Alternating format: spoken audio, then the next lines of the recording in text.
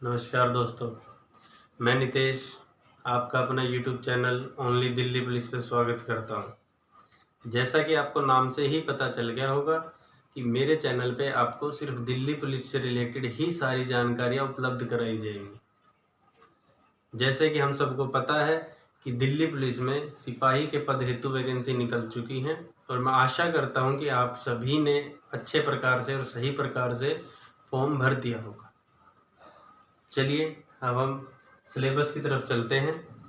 Delhi police में जो कि एग्ज़ाम इस बार एसएससी कंडक्ट करवाने वाला है, तो सिलेबस कुछ इस प्रकार से है कि जीएस आएगी हमारी 50 मार्क्स की, मैथ्स आएगा 15 मार्क्स का, रीजनिंग आएगी 25 मार्क्स की और बेसिक कंप्यूटर आएगा 10 मार्क्स का। पिछली बार बेसिक कंप्यूटर नहीं था, रीजनिंग थी, वो 35 नंबर की थी, लेकिन इस बार रीजनिंग के 10 नंबर घटा के बेसिक कंप्यूटर को दे दिए गए हैं। बाकी सिलेबस सेम है। एक जो और चीज चेंज हुई है वो है कि इस बार एसएससी दिल्ली पुलिस के एग्जाम में भी नेगेटिव मार्किंग करवाने वाला है 0.25 की, जो कि अब तक दिल्ली पुलिस के किसी भी एग्जाम में नेगेटिव मार्किंग नहीं होती थी। तो इस बार दिल्ली पुलिस कांस्टेबल में भी नेगेटिव मार्किंग होगी। अब हम थोड़ा विस्तार से देखते हैं कि जीके में जैसे हमने पिछली बार भी देखा और एसएससी के बहुत सारे पेपर देखे हैं।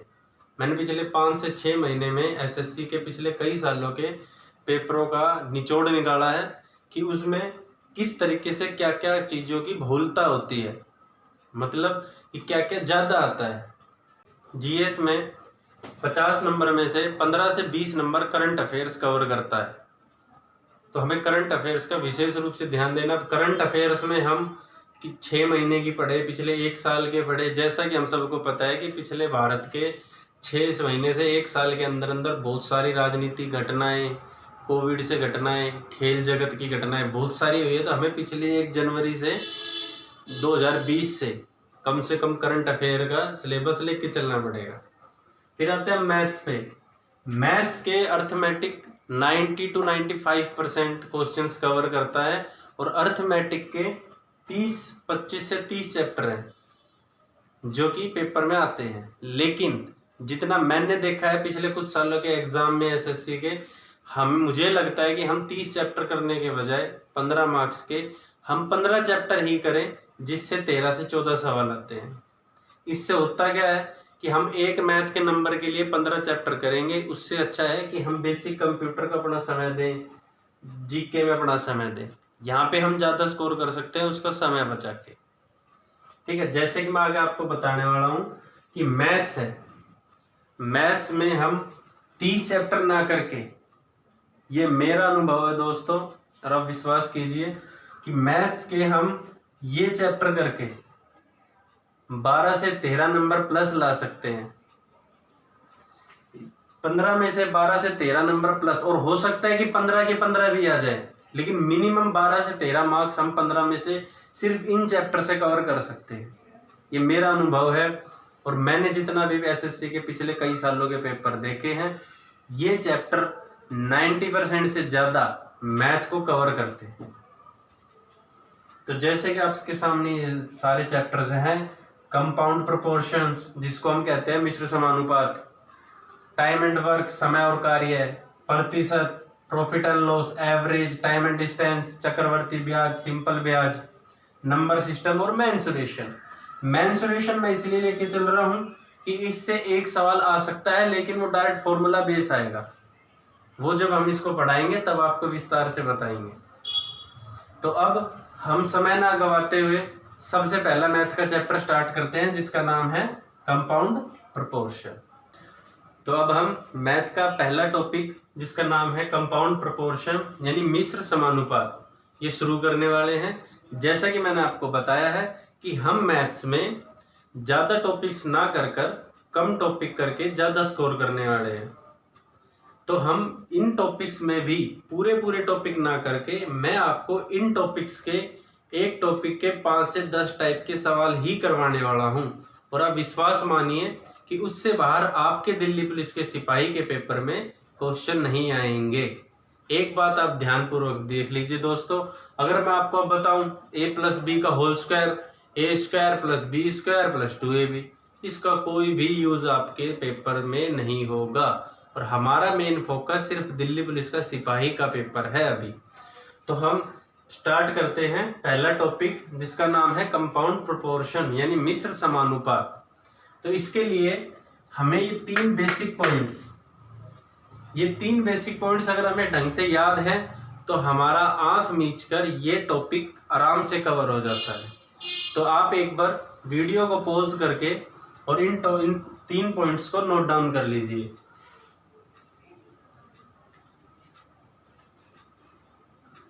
तो अब हम शुरू करते हैं।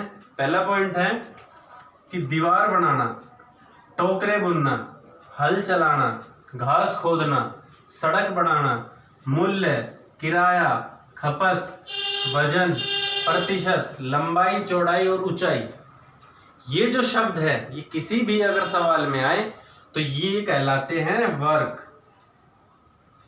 ये क्या कहलाएंगे सवाल में? वर्क।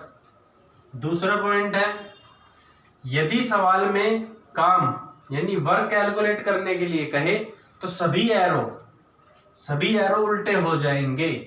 ये मैं जब आपको एग्जाम्पल दूंगा तब आप बड़ी आसानी से समझ जाएंगे कि ये वर्क क्या है, एरो क्या है, ये क्या उल्टे होंगे। आप बहुत आसानी से बहुत ही जल्दी ये सब सोल्व कर पाएंगे। तीसरा पॉइंट है और महत्वपूर्ण पॉइंट है कि यदि सवाल में वर्क न पूछकर कुछ और पूछे, जैसे आदमियों की संख्या कितनी थी, दिन कितने लगेंगे, इस प्रकार से पूछे तो कोई भी एरो उल्टे नहीं होंगे। लेकिन अगर सवाल में वर्क दिया हुआ है तो सिर्फ और सिर्फ वर्क का एरो उल्टा होगा, सिर्फ और सिर्फ वर्क का एरो उल्टा होगा। तो आप एक बार इन तीनों को नोट कर लीजिए, स्क्रीनशॉट ले लीजिए और इन तीनों को नोट डाउन कर लीजिए। फिर इनसे रिलेटेड मैं आपको एग्जाम्पल करवाता हूं और समझाता हूं कि किस प्रकार से ये तीन पॉइंट्स हमारा पूरा टॉपिक कवर करते हैं। तो जैसे दोस्तों पहला टॉपिक टाइप है 1। टाइप 1 में सवाल क्या आते हैं कि यदि 16 व्यक्ति किसी काम को 25 दिन में करते हैं तो 10 व्यक्ति इसी कार्य को कितने दिन में करेंगे। ये सबसे सिंपल क्वेश्चन है, इसको हम क्या करेंगे, यहाँ पे लिखेंगे मैन। कितने दिन में कर रहे हैं? 16 में। कितने डेज में?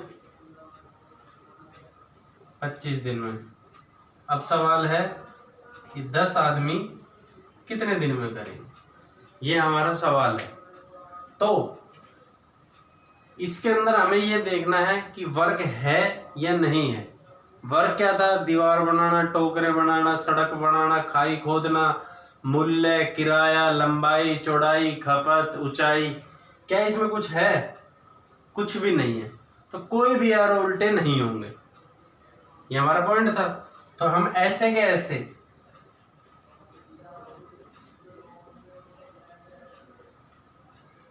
ये रख देंगे, 5 दूनी 10, 5 5 25, 2 8 16 और 8 5 40। यानी 10 आदमी अगर उसी काम को करेंगे तो 40 दिन लेंगे। अब हम इससे रिलेटेड कुछ और एग्जाम्पल देखते हैं। अब जैसे उसी से रिलेटेड एक और एग्जाम्पल है, टाइप 1 का ही एक एग्जाम्पल दे रहा हूं मैं कि यदि 50 व्यक्ति किसी काम को 200 दिन में करते हैं तो 40 व्यक्ति उसी काम को कितने दिन में करेंगे। आप जरा कीजिए, मैं 10 सेकंड का टाइम देता हूं आपको।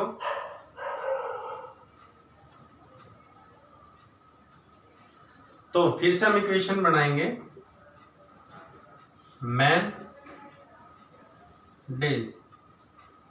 50 आदमी 200 दिन में कर रहे हैं तो 40 आदमी कितने दिन में करेंगे। इस सवाल में कोई भी वर्क नहीं है, यानी फिर से कोई भी एरो उल्टा नहीं होगा। तो सिंपल ऐसे के ऐसे लिख देंगे,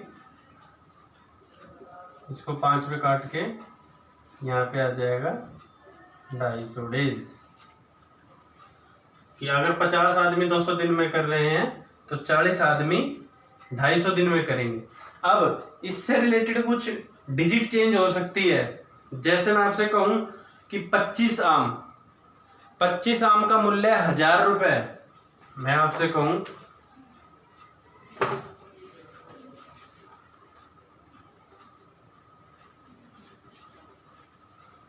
अगर इसमें डिजिट चेंज हो तो जैसे 25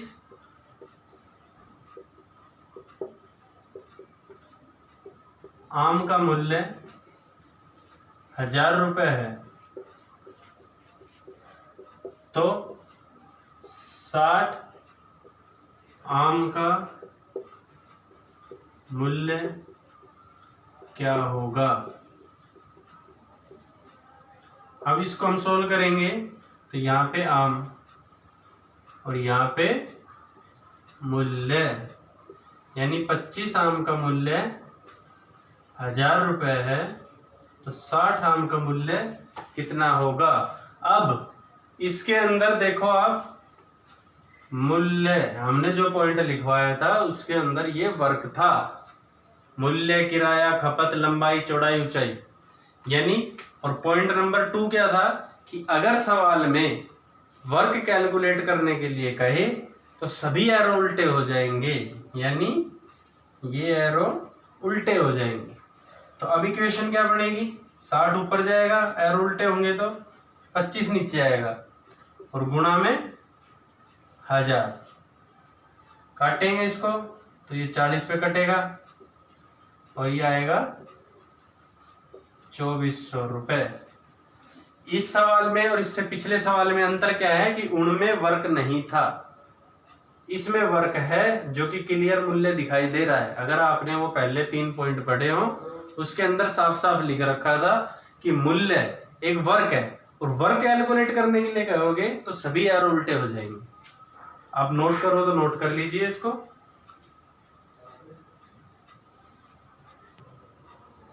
अब टाइप 2, टाइप 1 मैंने आपको कराया, अब उससे थोड़ा सा आगे चलेंगे तो टाइप 2 में कैसे सवाल बनते हैं।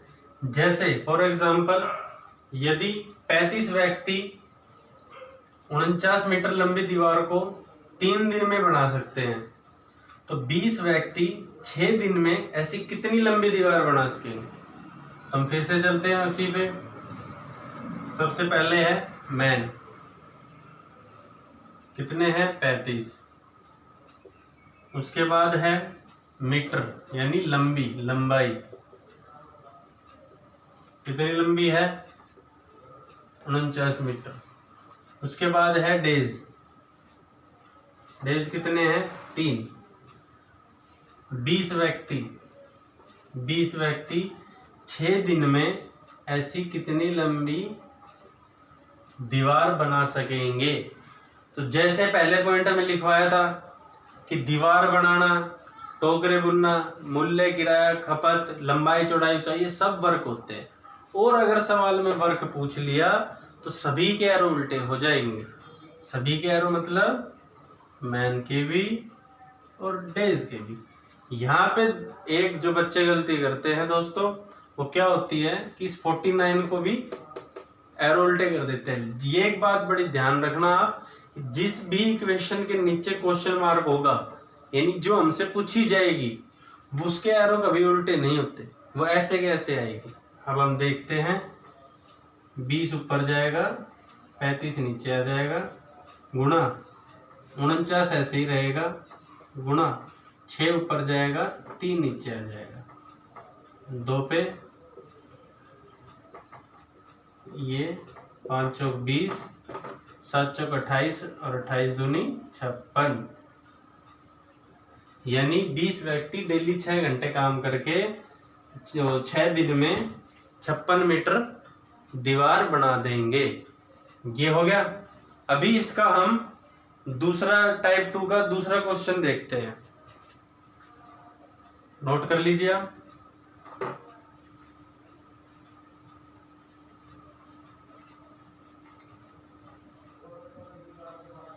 यदि 24 मजदूर प्रतिदिन 7 घंटे कार्य करके एक खाई को 18 दिन में खोद सकते हैं तो कितने मजदूर 9 घंटे काम करके इससे दोगुनी खाई को 16 दिन में खोद सकते हैं।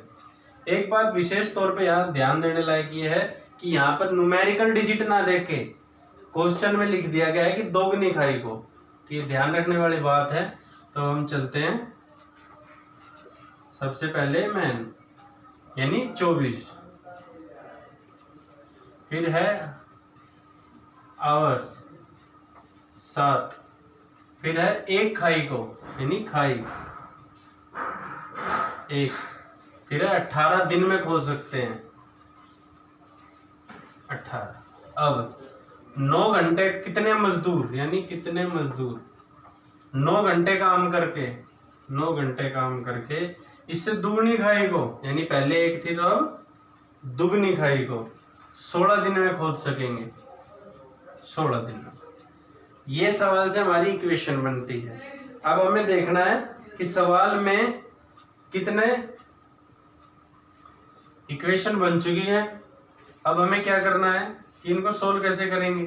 तब हमें ये देखना है कि हमसे सवाल में पूछा क्या गया है। हमसे पूछा गया है कि आदमियों की संख्या कितनी है। तो यानी ये तीसरा पॉइंट जो था कि आदमियों की संख्या पूछी है तो इसमें वर्क नहीं पूछ रखा तो कोई भी एरो उल्टे नहीं होंगे। लेकिन इस सवाल में वर्क का कॉलम है जो कि खाई खोदना है तो सिर्फ और सिर्फ इसके एरो उल्टे होंगे। थर्ड पॉइंट था कि अगर सवाल में वर्क को छोड़कर कुछ और कैलकुलेट करने के लिए कहे तो कोई भी एरो उल्टे नहीं होंगे। लेकिन सवाल में अगर वर्क का कॉलम है तो सिर्फ वो उल्टा होगा। तो अब हम आ जाते हैं 24, 2 ऊपर जाएगा 1 नीचे आएगा उल्टा हो गया। हम इनको देख लेते हैं 9 दूनी 18, 2 8 16, 8 3 24 यानी 42 मजदूर इसका आंसर आ गया। अब हम टाइप 3 पे चलते हैं। टाइप 3 है दोस्तों, एक ठेकेदार ने किसी काम को 9 दिन में करने का ठेका लिया। उसने कुछ मजदूर नियुक्त किए। इनमें से 6 मजदूर पहले ही दिन से काम पर नहीं आए तो शेष मजदूर जो थे उन्होंने 15 दिन में कार्य को समाप्त किया। तो उसने कुल कितने मजदूर शुरुआत में नियुक्त किए थे। अब इतना लंबा चौड़ा सवाल देख के बच्चे घबरा जाते हैं। लेकिन इस चीज का एक सूत्र याद रखना, या हम कहें तो एक ट्रिक याद रखना, घटे या बढ़े मजदूर गुणा में लिया समय और अपॉन में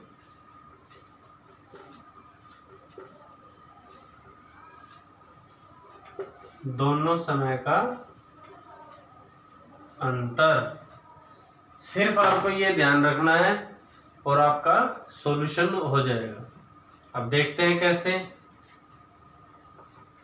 घटे या बढ़े मजदूर कितने हैं 6 गुणा लिया समय कितना है 15 दिन में काम किया बटे में दोनों समय का अंतर। उसने कितने दिन में करने का ठेका लिया था 9 दिन में, किया कितने दिन में 15 दिन में। तो दोनों समय का अंतर कितना आया 6। तो 6 से 6 कट गया तो यानी उसने शुरुआत में 15 मजदूर नियुक्त किए थे। इतना लंबा सवाल देख के डरने की कोई जरूरत नहीं है। सिर्फ एक चीज याद रखनी है कि घटे बढ़े मजदूर गुणा में लिया समय और अपॉन में बटे में दोनों समय का अंतर। अब इससे संबंधित मैं आपको एक और सवाल करवाता हूं। अब उसी का दूसरा एग्जांपल टाइप 3 का कि एक ठेकेदार ने किसी काम को 50 दिन में करने का ठेका लिया। उसने कुछ मजदूर नियुक्त किए लेकिन उसने 8 मजदूर और बढ़ा दिए जिससे कि काम 10 दिन पहले खत्म हो गया। तो उसने शुरुआत में कितने मजदूर नियुक्त किए थे। सेम सवाल है, लैंग्वेज चेंज है। घटे या बढ़े मजदूर कितने हैं 8 मजदूर बढ़ा दिए थे गुणा में लिया समय। अब समय कितना लिया है 50 दिन में करने का ठेका लिया था, 10 दिन पहले समाप्त कर दिया तो यानी कितना समय ले लिया उसने 40 दिन का बटे में दोनों समय का अंतर। 50 दिन में करने का ठेका लिया था और 40 दिन में किया है तो अंतर कितना आ गया 10 दिन का, 10 चौक 40, 8 चौक 32। तो उसने शुरुआत में 32 मजदूर नियुक्त किए। इस प्रकार के लंबे चौड़े सवाल को देख के घबराने की कोई जरूरत नहीं है। सिंपल सा आप सिर्फ एक ये ट्रिक याद रखो, घटे में बड़े मजदूर, गुणा में लिया समय और बटे में दोनों समय का अंतर। अब हम चलते हैं टाइप 4 पे। तो टाइप 4 में किस तरीके के क्वेश्चन बनते हैं कि एक सैनिक शिविर में 95 सैनिकों के लिए 135 दिन का खाना था। 5 दिन के बाद 30 सैनिक दूसरे कैंप में चले गए। अब वह खाना कितने दिन चलेगा? तो इसमें क्या है कि मैन हमारे कितने हैं 95, डेज। अब यहाँ पे एक ध्यान देने की बात ये है कि अगर ये 95 सैनिक ही होते, यानी 5 दिन के बाद 30 सैनिक नहीं जाते, तो ये खाना तो कितने दिन के लिए चलना था? ये खाना 95 सैनिकों के लिए 135 दिन का खाना था, तो 135 दिन चलना था। लेकिन 5 दिन के बाद, यानी 5 दिन का खाना तो इन 95 सैनिकों ने खा लिया। तो ये 5 दिन का खाना खाने के बाद कितने दिन बचते हैं? 130 दिन। कैसे आया ये? 135 घटा 5। 5 दिन का खाना तो वो खा चुके हैं। अब वो 95 सैनिक होते तो 130 दिन खाना खाते। अब 30 सैनिक दूसरे कैंप में चले गए, यानी अब कितने बच गए हमारे पास? 65 सैनिक बच गए। क्यों? क्योंकि 30 सैनिक दूसरे कैंप में चले गए, तो 65 सैनिकों के लिए वो खाना कितने दिन चलेगा? यानी क्वेश्चन मार्क दिन। हमें इस सवाल में दिन पूछे हैं। थोड़ी सी लैंग्वेज चेंज की थी कि 5 दिन के बाद चला गया, 5 दिन का उन्होंने खा लिया तो वो घटा दिया हमने। 30 सैनिक चले गए तो हमने वो 30 सैनिक घटा। अब इसमें वर्ग का कॉलम नहीं है, वर्ग पूछा नहीं गया, तो कोई भी एरो उल्टे नहीं होंगे। तो ये ऐसे कैसे रख देंगे हम। एक चीज का फिर से बता रहा हूं, ध्यान रखना है कि जो चीज पूछी गई है उसके एरो नहीं होते, वो ऐसे कैसे आएगी। अब हम इसको काटेंगे तो 65 से 130 2 पे कटेगा, 95 दूनी 190, यानी अब वो खाना 190 दिन तक चलेगा। समझिए बात। अब हम इसका दूसरा एग्जांपल देखते हैं। 8 आदमी 16 दिन में काम करें और सभी कार्य को करना शुरू करें, लेकिन 2 दिन के बाद 8 आदमी काम पर और लग जाएं, तो शेष काम को कितने दिन में समाप्त होगा? मैन और डेज। अब सबसे जरूरी बात यह है कि 8 आदमी 16 दिन में कर रहे हैं। 8 आदमी 16 दिन में कोई काम कर रहे हैं। 2 दिन के बाद 8 आदमी और आ गए, 2 दिन के बाद 8 आदमी और आ गए, यानी 2 दिन का काम तो ये 8 आदमी कर गए। तो 16 दिन का काम करना था, 2 दिन का कर गए, तो कितने दिन बच गए? 14 दिन। कैसे आए? 16 घटा 2। अब 8 आदमी काम पर और लगा दिए, 8 पहले से थे, 8 और लगा दिए, अब कितने हो गए? 16 आदमी। अब 16 आदमी इसके शेष काम को कितने दिन में कर लेंगे? 14 दिन के काम को कितने दिन में कर लेंगे? कोई भी वर्ग का कॉलम नहीं है तो एरो उल्टे नहीं होंगे, तो ऐसे के ऐसे 8 दूनी 16, 2 सत्ते 7 दिन में ये काम पूरा कर लेंगे। अगर हमारी कैलकुलेशन धीरे धीरे आपकी प्रैक्टिस अच्छी होगी, आप एक एक कई करेंगे, आपका दिमाग इसमें चलने लगेगा, तो हमें ये भी करने की जरूरत नहीं है। हम यहीं से देख लेंगे कि अगर मैन मजदूर दुगने हो गए हैं तो काम दिन आधे हो जाएंगे। 8 दूनी 16 है तो इसका भी 7 हो जाएगा। लेकिन ये चीज़ आपकी प्रैक्टिस से आएगी। हम आपको आने वाली वीडियो में सिखाएंगे भी कि कैसे हम इस चीज का भी बच सकते हैं कि यहीं पे डायरेक्ट हम बिना पेन यूज करे आंसर ला सकते हैं क्वेश्चन पढ़ते। तो दोस्तों इस जगह हमारा पहला टॉपिक कंपाउंड प्रोपोर्शन यानी मिश्र समानुपात के टाइप 4 ही होते हैं, जो कि हमारे दिल्ली पुलिस के सिपाही के पेपर के लिए मैं उपयुक्त मानता हूं। अगर आपको लगता है कि इसके अलावा भी कोई और क्वेश्चंस हो सकते हैं तो आप मुझे कमेंट करके बता दीजिए, मैं उनके लिए अगले टाइप बना के दे दूंगा। लेकिन मुझे ऐसा लगता है कि दिल्ली पुलिस के सिपाही के पेपर के लिए ये 4 टाइप उपयुक्त है। आप एक एक टाइप के, जो मैंने 4 टाइप किए हैं करवाए हैं, एक एक टाइप के 10 से 20 सवाल कर करके देखें। जब अगर आपको किसी इसमें समस्या आए तो आप मुझे कमेंट करके बताइए और मैं आपको उसका सॉल्यूशन अपनी अगली वीडियो में जरूर बताऊंगा। तो जैसा कि आपने देखा कि मैंने इस टॉपिक के टाइप वाइज सॉल्यूशन करवाए हैं, तो मैं मैथ के अर्थमेटिक, मेंसुरेशन, एडवांस मैथ के सभी के पूरे चैप्टर ना करवाकर टाइप 1 2 3 4 5 करके ही आपको पूरे टॉपिक्स करवाऊंगा, जिसका फायदा आपको ये होगा कि आपको पूरे उसमें थ्योरिकल में पूरे टॉपिक्स में ना जाकर कुछ टाइप्स करके, हमारे जैसे कि मैंने बताया कि हमारा फोकस सिर्फ दिल्ली पुलिस का सिपाही का पेपर है, तो मेरे तजुर्बे से इससे टाइप से बाहर नहीं बनेगा। धन्यवाद दोस्तों, मेरे चैनल को लाइक और सब्सक्राइब कीजिए।